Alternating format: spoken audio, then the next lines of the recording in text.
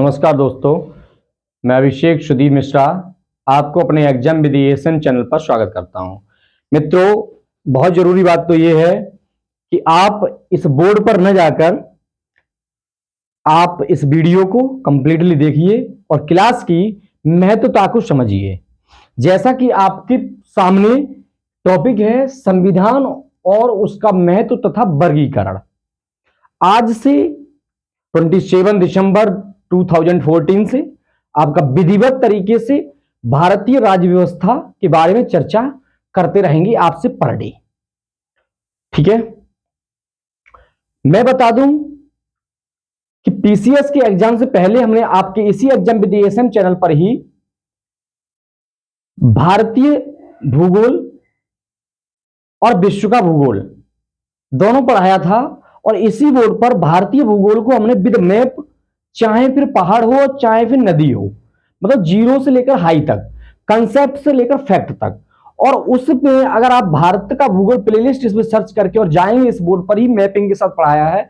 तो अब इस पीसीएस के एग्जाम पर चाहे कॉन्सेप्ट वाला क्वेश्चन हो, चाहे आपका जो ऊंचाई बांध की ऊंचाई वगैरह जो भी पूछा गया है, ऊंचाई तक हमने बताई है, कहने वाले डीपली गए और सामान्य जनरल भी बात की है। एग्जाम चाहे पीसीएस का हो, चाहे समीक्षा अधिकारी का हो और चाहे वनडे एग्जाम हुई हो, हम इस तरीके से क्लास को डिकोड करते हैं कि दो तीन तरीके से मटेरियल को मतलब इकट्ठा करके कनेक्ट करके उसके बाद आपके सामने आने का प्रयास करते हैं, उससे पहले नहीं।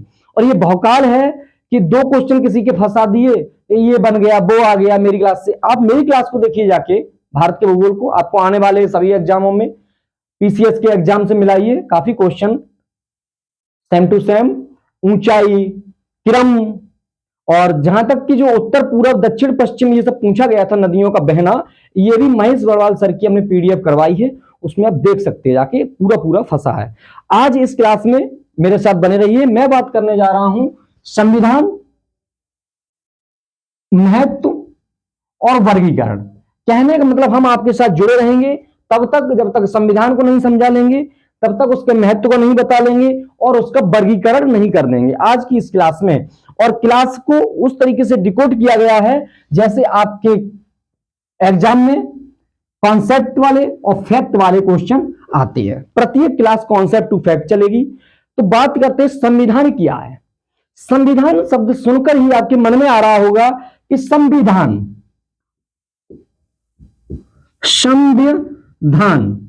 संविधान सुनकर मन में आ रहा है कि संविधान क्या आ रहा है? संविधान किसी देश के लिए नीतियों का संकलन करना और वह किसी एक जगह पर लिखना या एक जगह पर इकट्ठा करना। जैसे पुस्तक पर, जैसे कॉपी पर लिखा गया, उसी को नाम हमने दिया गया है संविधान। तो किसी देश के शासन के लिए संविधान क्या है, हेडिंग डालते हैं और लिखते हैं उसमें संविधान क्या है। तो हेडिंग डालते हैं संविधान। देखिए पूरी क्लास हमारी इसी पर आधारित रहेगी, इसी तरीके से हम आपको बताते रहेंगे, लिखाते रहेंगे। आप एक नोटबुक, पेन लेकर बैठिए और बहुत अच्छी बारीकी तरीके से समझिए। ठीक है, किस तरीके से मैं समझाता हूं। संविधान तो किसी देश के लिए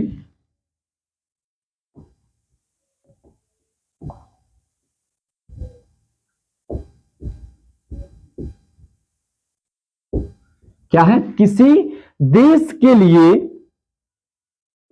या के शासन के लिए, किसी देश के शासन के लिए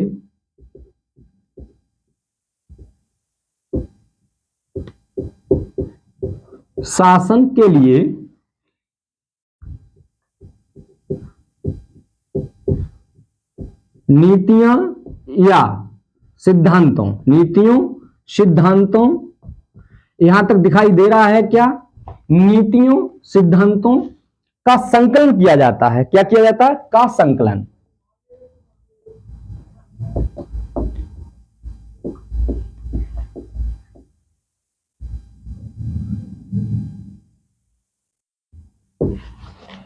फिर देखियो संविधान किसी देश के शासन के लिए, भाई कोई देश होगा उसके लिए हम कोई नीतियां बनाएंगे, कोई सिद्धांत बनाएंगे, या कहें नीतियां, सिद्धांत, आधारभूत, कुछ भी कह सकते हैं यहां पे, बस मोटा सी समझिए कि कोई देश है और उसके लिए हम शासन जो बना करते हैं, उसकी नीतियां, सिद्धांतों का एक जगह एकत्रित करने को ही हम उस पुस्तक का नाम दिया है संविधान। क्या यहीं पर बात खत्म हो गई? जी नहीं, यहां पर हमारी बात खत्म नहीं हुई है। ठीक है, हमने काफी लोग बैठे, मतलब कुछ लोग बैठे, समूह बैठा, ग्रुप बैठा, ठीक है, और नीतियों का निर्धारण किया और वो हमने एक पुस्तक पर निर्मित कर दिया, निर्माण कर दिया। अब संविधान हो गया जी, लेकिन बात यहीं खत्म नहीं हुई है। सुनिए, संविधान को वैधानिक मान्यता भी प्राप्त होती है। क्या होती है भैया? संविधान को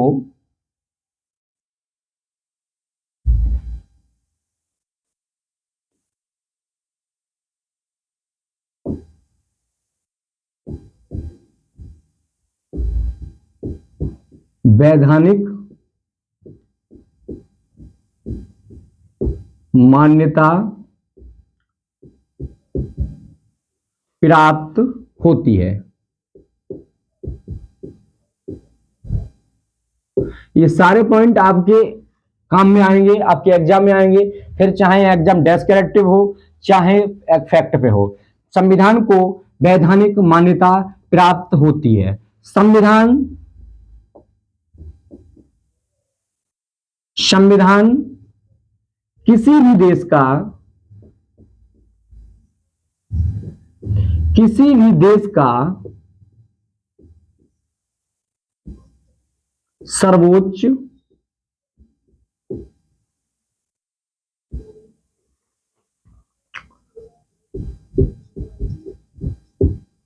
कानून होता है। मैं आपको बहुत जरूरी सूचना दे रहा हूं कि आपको YouTube पे कोई अगर पढ़ाएगा ना, संविधान स्टार्ट करेगा, पॉलिटी स्टार्ट करेगा, सीधे कहां से? एक्ट से स्टार्ट कर देगा। थोड़ा सा हिस्ट्री उसका बताएगा, संविधान सभा का निर्माण वगैरह वगैरह, और स्टार्ट कर देगा प्रस्तावना से। लेकिन जब तक अवधारणा नहीं जानोगे, जब तक चीजों को डिकोड नहीं कर पाओगे, चीजों को जोड़कर नहीं पढ़ोगे, तब तक कैसे एग्जाम को क्वालिफाई करोगे? यही तो कारण है कि हम लोग एग्जाम को क्वालिफाई नहीं कर सकते, नहीं कर पाते, है ना। तो जब तक एक दूसरे से कनेक्ट होकर नहीं पढ़ोगे। संविधान क्या है? तो हमने चर्चा किया, संविधान किसी देश के शासन के लिए नीतियों या सिद्धांतों का आधारभूत संकलन है। यहां आप ये भी लिख सकते हैं, का आधारभूत संकलन है। क्या है? का आधारभूत संकलन है।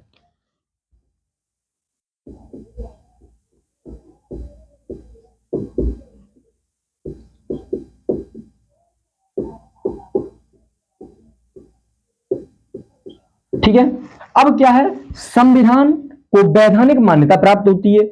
जब तक कुछ लोगों ने उसे मान्यता नहीं दी है किसी किताब को, तो क्या वो संविधान बन जाएगा? क्या वो पुस्तक अपना कार्य पूरा कर पाएगी? लेकिन नहीं, जो संविधान सभा के लोग थे, उन्होंने उस बुक को मान्यता प्राप्त किया, मान्यता दी और कहा कि हम पूरा देश, चाहे अपनी भारत की बात करें चाहे किसी और देश की बात करें, कहने का मतलब हम संविधान की बात कर रहे हैं, पर्टिकुलर एक कंट्री की बात नहीं कर रहे हैं। तो उस संविधान सभा ने या संविधान बनाने वाले लोगों ने यदि किसी बुक को या उस बुक को मान्यता नहीं दी और ये नहीं कहा कि हम पूरा देश इसी के सिस्टम से, इसमें लिखित नीतियों के हिसाब से ही अपना कार्य क्रियान्वयन करेंगे, तो क्या वो पुस्तक, संविधान या पुस्तक को हम लागू कर सकते? लेकिन नहीं। हमने क्या किया? हमने उस पुस्तक को नीतियां बनाई, उस पुस्तक में लिखी गई और कह दिया गया कि आज से हम पूरा देश इसी के सिस्टम से चलाएंगे और चलेगा। ठीक है, तो संविधान को मान्यता, वैधानिक मान्यता प्राप्त हुई। फिर आता है, संविधान किसी देश का सर्वोच्च कानून होता है। क्यों कानून होता है? क्योंकि काफी मतों ने, काफी लोगों ने अपनी उस पुस्तक में चीजों को संजोया और एक सर्वोच्च किया कि इसी से हमारी न्यायपालिका चलेगी, इसी से हमारी संस्थात्मक प्रक्रिया चलेगी, इसी से हमारी विधायिका होगी और इसी से हमारी कार्यपालिका होगी। समझे? समझ गए होंगे कि हमारे देश में चाहे कहीं भी न तो हमारे देश की अगर बात करते, भारत की बात करते पर्टिकुलर, तो भारत में न न्यायपालिका सर्वोच्च है, न विधायिका सर्वोच्च है, ना तो कार्यपालिका ही सर्वोच्च। सर्वोच्च क्या है? सर्वोच्च भारत का संविधान है। सर्वोच्च भारत का संविधान है। तो भारत का संविधान सर्वोच्च है। यहां से क्वेश्चन आ जाता है। भारत का संविधान सर्वोच्च क्या है? भारत का संविधान। यहां से क्वेश्चन आ जाता है। मेरे प्यारे दोस्तों, हमें पूरी आशा होगी कि आपको यह समझ में बहुत अच्छे तरीके से आया होगा कि संविधान क्या है। तो 3 पॉइंट आपको याद होने चाहिए। दूसरी मैं बात यहां यह कहूंगा कि यदि किसी भी मेरे मित्र को, मेरे भाई को, मेरी बहन को अगर कोई डाउट हो मेरी क्लास से संबंधित, तो आप exam with ASM, exam with ASM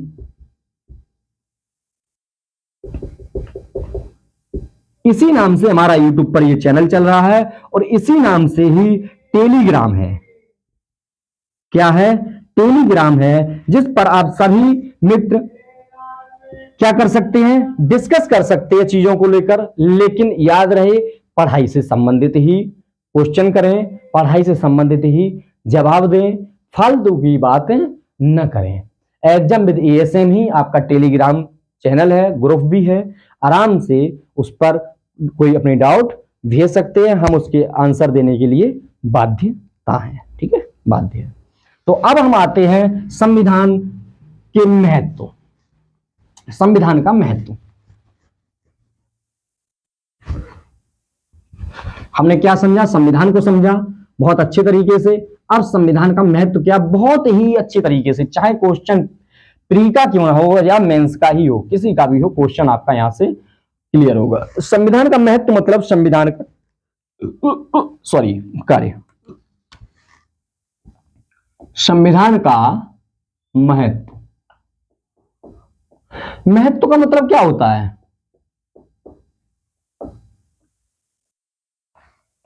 note करिए पॉइंट। संविधान देश की शासन प्रणाली को तय करता है। क्या करता है? संविधान देश की शासन प्रणाली। संविधान का महत्व मतलब संविधान करता क्या है? संविधान का क्या महत्व भाई हमारे जीवन में, हमारे देश के लिए क्या महत्व है? तो संविधान किसी देश की शासन प्रणाली को तय करता है। लिखिए,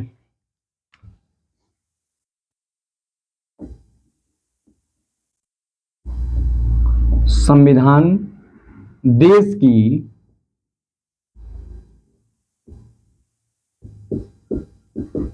एक एक वर्ड, एक एक चीज समझाते चलूंगा, प्रणाली को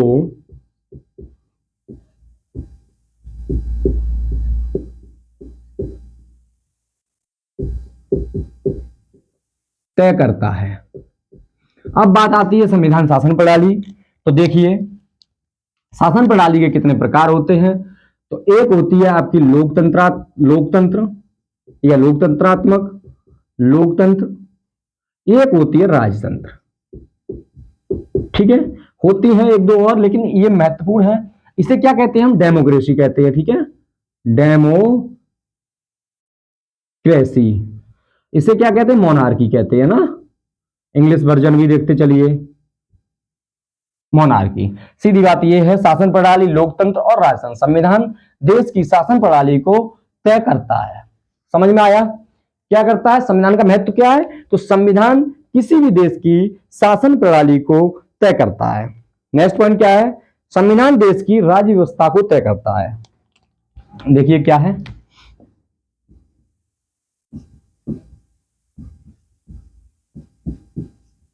संविधान देश की राज्य व्यवस्था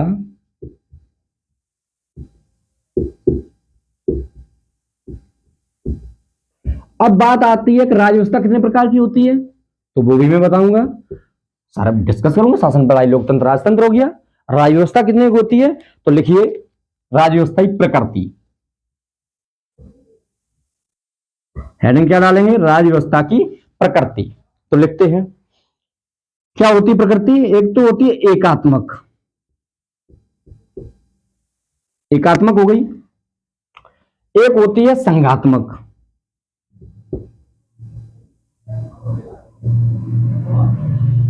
हम थोड़ा अगर फास्ट चल रहे हों तो हमें कमेंट बॉक्स में बता सकते हैं कि सब थोड़ा फास्ट है ना। बहुत आराम से आपके हिसाब से बताते चलेंगे और चलते चलेंगे। बस आपका सिर्फ कार्य ये है कि अच्छे से नोट्स बनाते चलिए। मैं पूरी पॉलिटी को बहुत अच्छे से डिफाइन करता रहूंगा और एक एक पॉइंट को। यहाँ तो सिर्फ आपको अभी हम बायोग्राफी दे रहे हैं, कहने का मतलब उसका थोड़ा संक्षेप में बता रहे हैं, बहुत विस्तार तरीके से लोकतंत्र को, राजतंत्र को, एकात्मकता को, संघात्मकता को, कोई भी चीज एक एक शब्द की डेफिनाइट करूंगा, बहुत अच्छे से समझाऊंगा। ये संघात्मक हो गया। फिर क्या है? अर्ध संघात्मक। पॉलिटी से किसी भी तरीके से क्वेश्चन नहीं छूटेगा और इसी तरीके से सारे सब्जेक्ट को करवाऊंगा। अर्ध संघात्मक। एकात्मकता मतलब क्या होता है? एकात्मक का मतलब क्या होता है? शक्तियों का केंद्रीकरण, सभी को मालूम है, सेंट्रलाइज्ड। शक्तियों का केंद्रीकरण। एकात्मक मतलब शक्तियों का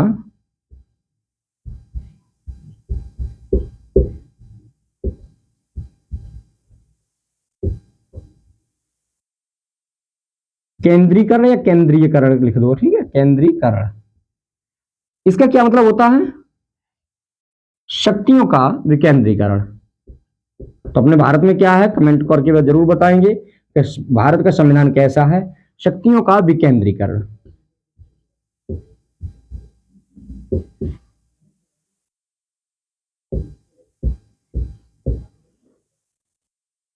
विकेंद्रीकरण दोनों के लक्षण है ना, दोनों का लक्षण ये जो बताया गया है।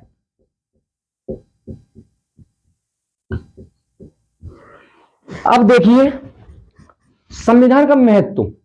क्वेश्चन यहां से मेंस का भी आप लिख सकते हैं।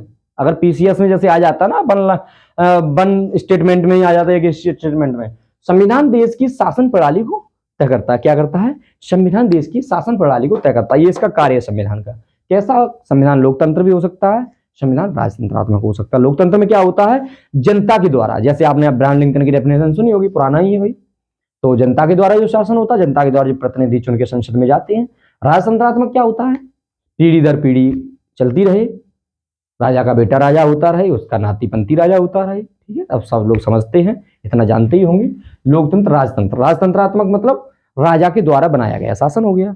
लोकतंत्र का मतलब लोगों के द्वारा, जो हम लोग प्रतिनिधि अपने जो भेजे है वो हमारा प्रतिनिधित्व करते हैं, संसद में बैठ के हमारी बात को सुनते हैं और क्रिया करते हैं, मतलब नीतियों का निर्माण करते हैं हमारी जरूरतों के आधार पर। संविधान देश की राज्य व्यवस्था को तय करता है। राज्य व्यवस्था मतलब राज्य व्यवस्था, राज्य की व्यवस्था। तो राज्य की व्यवस्था एकात्मक भी हो सकती है, संघात्मक भी होती है और अर्धसंघात्मक भी होती है। एकात्मक का मतलब यह है कि शक्तियों का सेंट्रलाइज्ड, शक्तियां, सारी शक्तियां एक ही जगह। हमारे भारत देश की अगर बात करें तो ऐसा नहीं है। हमारे भारत देश का विकेंद्रीकरण है। कहने का मतलब एक प्रधानमंत्री है, एक देश है, उसमें अलग अलग स्टेट है, अलग अलग स्टेट के अलग अलग सीएम है, अलग अलग सीएम, अलग अलग स्टेट में कई भिन्न भिन्न डिस्ट्रिक्ट हैं, भिन्न भिन्न डिस्ट्रिक्टों पे कई भिन्न भिन्न चीजें हैं। मतलब प्रधानमंत्री से लेकर और एक प्रधान तक, मतलब देश से लेकर और ग्राम पंचायत तक विकेंद्रीकरण है। शक्तियां बटी हुई हैं, शक्तियों का विभाजन है। ये होता है संघात्मक। एकात्मक का मतलब सारी शक्तियां एक मुट्ठी में, एक मुंह से आवाज निकल गई वही होगा। संघात्मक में ऐसा नहीं है। अर्ध संघात्मक दोनों के लक्षण हैं। समझ में आया? बहुत अच्छे तरीके से ये नोट्स बना लें और नोट कर लें, फिर इसे रफ करके तीसरा पॉइंट समझाते हैं। अब तीसरा पॉइंट क्या है?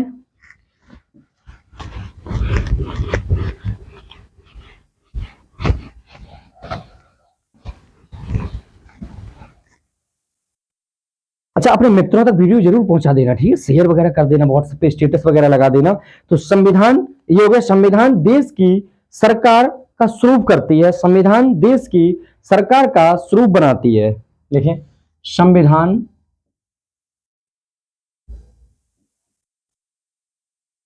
देश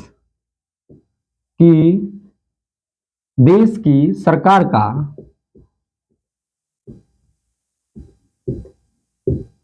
स्वरूप बनाती है।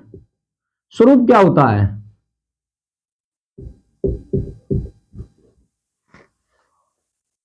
बताइए, स्वरूप क्या होता है? तो लिखेंगे संसदात्मक प्रणाली, है ना, संसदात्मक प्रणाली। लिखूं, एक क्या होती है संसदात्मक,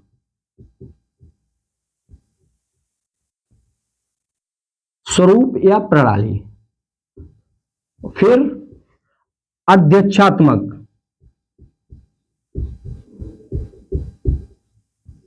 स्वरूप, फिर अर्ध अध्यक्षात्मक,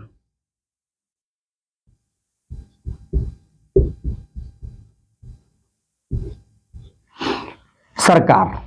संसदात्मक, अध्यक्षात्मक और अर्ध अध्यक्षात्मक। संसदात्मक हमारे भारत की संसदीय प्रणाली है, अध्यक्षात्मक अलग हो गया। देखो इसमें क्या होता है, इसका नेता एक होता है, इसका एक होता है, और ये दोनों के लक्षण होती है, ठीक है। संसदात्मक, जिस देश में संसदीय प्रणाली होगी उसका नेता अलग होगा, प्रमुख अलग होगा। हमारे जैसे भारत है, भारत का प्रमुख कौन है, राज्य प्रमुख कौन है, राष्ट्रपति है, ठीक है। और नेता कौन है, तो प्रधानमंत्री है। लोकसभा का नेता वही तो होता है। तो ये चीजों को समझते चलिए। संसदात्मक प्रणाली अपने भारत में संसदात्मक प्रणाली लागू है। अध्यक्षात्मक एक अलग चीज है, प्रक्रिया मैं बहुत अच्छे से डिटेल में बताते चलूंगा, ठीक है। नेक्स्ट क्या है, संविधान सरकार के अंगों की जो शक्तियां हैं उसकी सीमा को तय करती है। संविधान, ये तीनों चीजें हम नेक्स्ट क्लास में, मतलब क्लास आते आते इन्हें डिफाइन करते रहेंगे बहुत अच्छे तरीके से। नेक्स्ट लिखिए, संविधान सरकार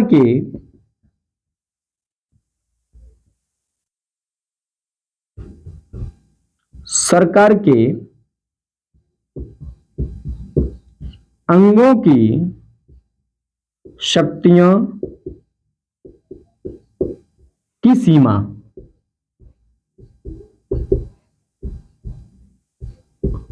तय करती है। अब बात आती है अंग क्या है। अंग क्या है, विधायिका, ये सरकार के अंग है ना, विधायिका, फिर क्या है, कार्यपालिका, ये क्या लिखा है, विधायिका लिखा है, ये कार्यपालिका और न्यायपालिका। ये पॉइंट आराम से देखते रहिए।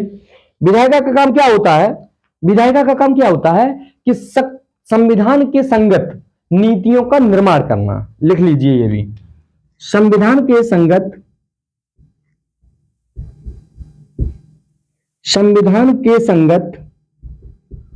भैया ये बिल्कुल कार्य नहीं है कि विधायिका के जो मन में आया वही लिख दिया, वही नीति बना दी, बिल्कुल नहीं। संविधान के संगत नीतियों का निर्माण करना या नीति निर्धारण करना, कुछ भी लिख दो यहां पे, ये शब्द बस याद रखिए। कार्यपालिका का काम क्या है कि नीतियों का क्रियान्वयन करना, जो नीतियां बन गई हैं उनका क्रियान्वयन किया जा रहा है, किया जाए, क्रियान्वयन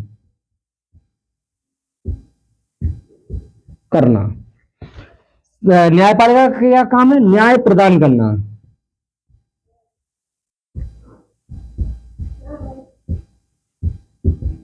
देखिए सुनिए, संविधान सरकार के अंगों की शक्तियों की सीमा तय करती है। संविधान सरकार के अंगों की शक्तियों की सीमा तय करती है। विधायिका का कार्य है संविधान के संगत नीति का निर्धारण करना। संविधान के इतर उतर नहीं हो के भैया, संविधान के इतर बितर नहीं, संविधान के संगत, संविधान के हिसाब से देश के लिए नीति का निर्धारण बनाना। कार्यपालिका का कार्य सुनिए, कार्यपालिका का काम है कि संविधान ने, विधायिका ने जो भी नीतियां बनाई हैं उनका क्रियान्वयन करना, लागू करना, देश पर क्रियान्वयन करना, ठीक है। अब न्यायपालिका का काम क्या है, न्याय प्रदान करना। जो भी नीतियां बना रही है संसद, जो भी नीतियां विधायिका बना रही है, क्या वो सही है, क्या गलत है, क्या कार्यपालिका सही निर्धारण से कार्य करवा रही है, क्रियान्वयन कर रही है क्या नहीं, ये न्याय प्रदान करना न्यायपालिका का कार्य है। मतलब नीतियों का पुनरावलोकन करना सीधी भाषा में, ठीक है। तो ये बहुत अच्छे तरीके से आप समझिए। अब आता है संविधान का वर्गीकरण। आप फटाफट अगर नोट कर लिया हो तो नोट कर लिया, नहीं तो फिर रफ करते हैं और लिखते हैं नीतियों। अब हमने क्या क्या समझा दिया है, संविधान और महत्व। हम अब आते वर्गीकरण पे, ठीक है, देखते हैं। आप कर सकते हैं ना, बहुत अच्छे तरीके से देखते चलिए और क्लास को शेयर कर दीजिए। और अगर आपको क्लास अच्छी लगे तो कमेंट बॉक्स में जरूर हमें बताइएगा, है ना, जरूर जरूर बताइए कमेंट करके। और यदि और अच्छी लगे और आपको मन हो कि चैनल को हम देखते रहें तो आप चैनल को सब्सक्राइब भी कर सकते हैं, है ना, चैनल को सब्सक्राइब कर लो ताकि आपको जो भी वीडियो हम दें तो आपके पास तुरंत से पहुंच जाए, झट से। और हम यूट्यूब से भी ये निवेदन करेंगे कि चैनल को अच्छे से हमारे को आगे हमारे दोस्तों तक पहुंचाता रहे, जिससे हम ये अच्छी अच्छी बातें बताएं हमारे दोस्तों के कानों तक जाती रहें, है ना। अब देखते हैं हम संविधान का वर्गीकरण, ठीक है। तो बहुत अच्छे तरीके से भी हम 2-3-4 लाइन 3-4 पॉइंट में फैक्ट तैयार कर देंगे, अच्छे तरीके से हम देखते रहें। देखिए संविधान का वर्गीकरण, संविधान का वर्गीकरण, वर्गीकरण का मतलब क्या होता है कि संविधान किस किस तरीके का है हमारा। तो देखिए भैया, संविधान उत्पन्न या उद्गम के आधार पर, या सीधा लिखते हैं उद्गम या रचना लिख लो, उत्पन्न लिख लो, कुछ भी लिख सकते हैं यहाँ पे, है ना, उत्पत्ति के आधार पर लिख लो, उत्पत्ति के। अभी क्वेश्चन मेंस में आ जाए पीसीएस के में और कहा जाए कि संविधान का वर्गीकरण, शायद संविधान के महत्व की व्याख्या कीजिए, आप पॉइंट लिख सकते हैं फटाफट। देखिए अभी संविधान उद्गम उत्पत्ति के आधार पर,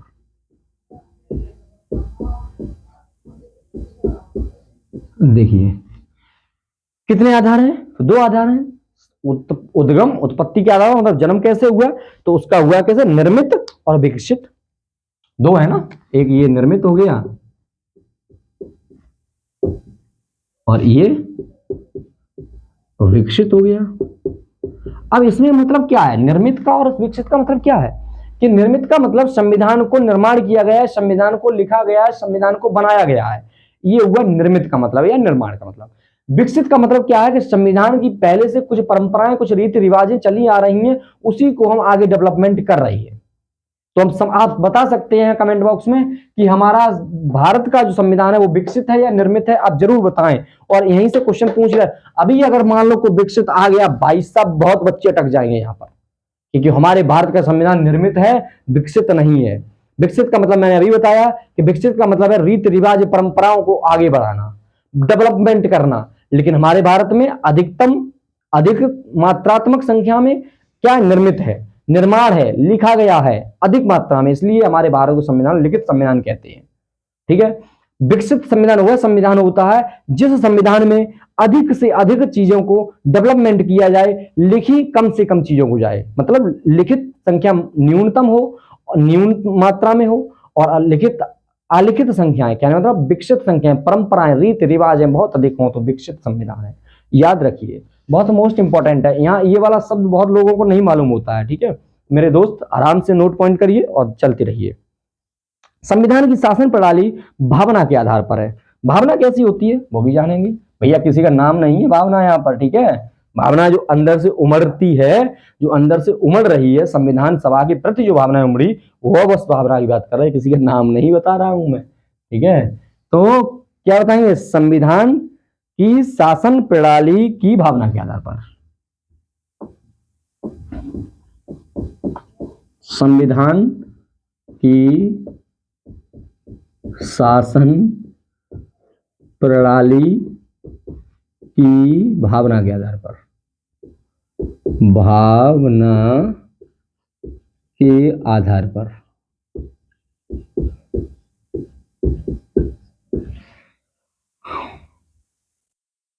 क्या है, लोकतंत्रात्मक। भाई भावना क्या होती है, लोकतंत्रात्मक, ठीक है, यहां लोकतंत्रात्मक और राजतंत्र, लोकतंत्र राजतंत्र, ठीक है। ये आप मेंस में भी लिख सकते हैं इस तरीके से, कम शब्दों में अच्छे वर्ड्स का चयन हो जाएगा यहां से। तो ये हो गया।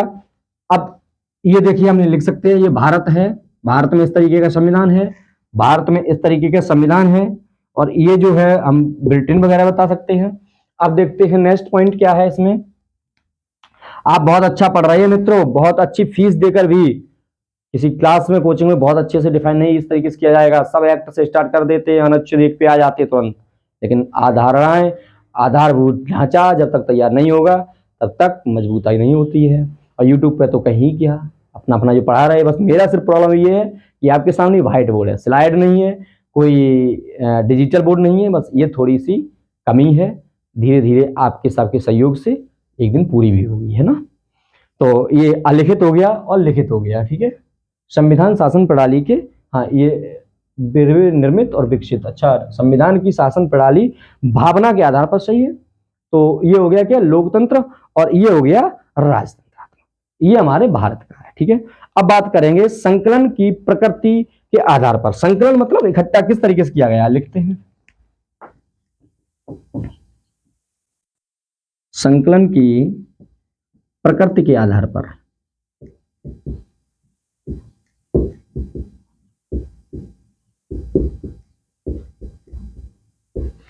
तो कैसा है,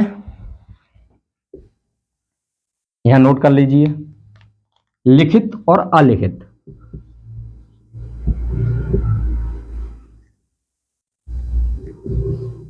अच्छा एक कमेंट करके जरूर हमें बताना कि आज हमने कैसा आपको पढ़ाया, कैसा आपके साथ डिस्कस किया, ठीक है। बहुत अच्छा डिस्कस किया अपने हिसाब से, लेकिन आप फिर भी बताना कोई कमी रह गई हो तो मैं और भी पूरी करूंगा। संकलन की प्रकृति के आधार पर, संकलन जो हमारे संविधान का है वो कैसा है, लिखित होता है और अलिखित होता है, ठीक है। संकलन दो तरीके से हो सकता है, लिखित होगा या अलिखित होगा। तो लिखित मतलब भारत, यहां ब्रिटेन लगा सकते हैं ना। देखिए लिखित का मतलब ये बिल्कुल भी नहीं है, मैंने आपको अभी भी बताया कि लिखित का मतलब ये बिल्कुल भी नहीं है कि सारी चीजें लिखी गई हों। हमारे संविधान में, भारत के संविधान में अधिकतर चीजें लिखी गई हैं, कुछ चीजें परंपराओं के अनुसार भी चल रही हैं। जैसे लोकसभा में काफी चीजें परंपराओं के हिसाब से हम देखते हैं।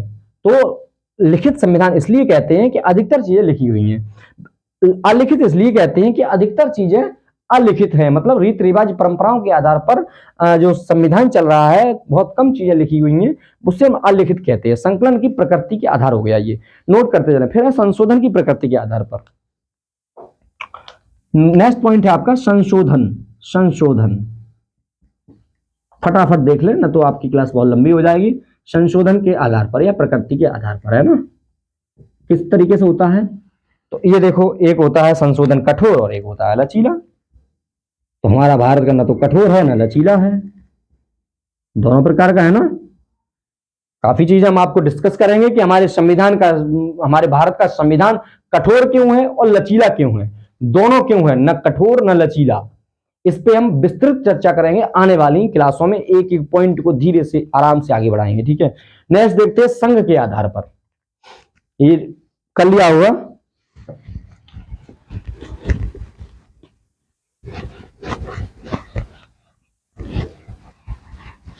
एक क्लास में लास्ट तक बने रहना, बस 1 मिनट लगेगा, मैं कुछ और जरूरी बात बताएंगे आपको संघ के आधार पर। नेक्स्ट पॉइंट है ये संघ के आधार पर।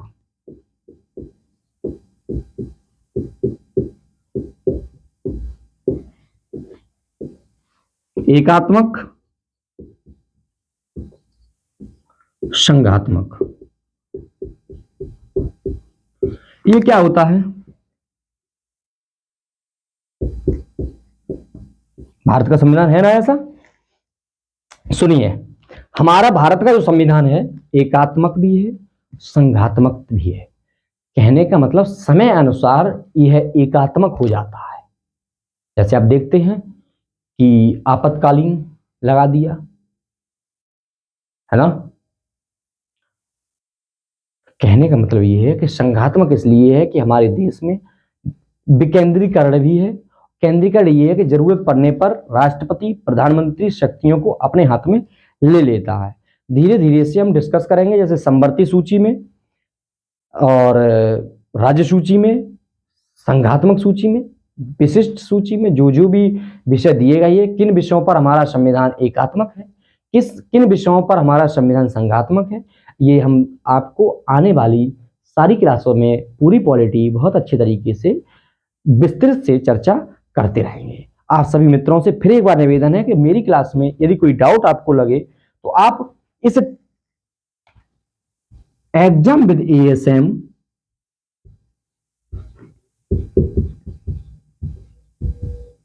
टेलीग्राम चैनल से या ग्रुप से, दोनों चीजें यहां पर हैं। Telegram exam with ASM Telegram channel है ये, यहां से अपनी डाउट को क्वेश्चन कर सकते हैं और हम बाध्य होंगे आपके क्वेश्चन का रिप्लाई देने में।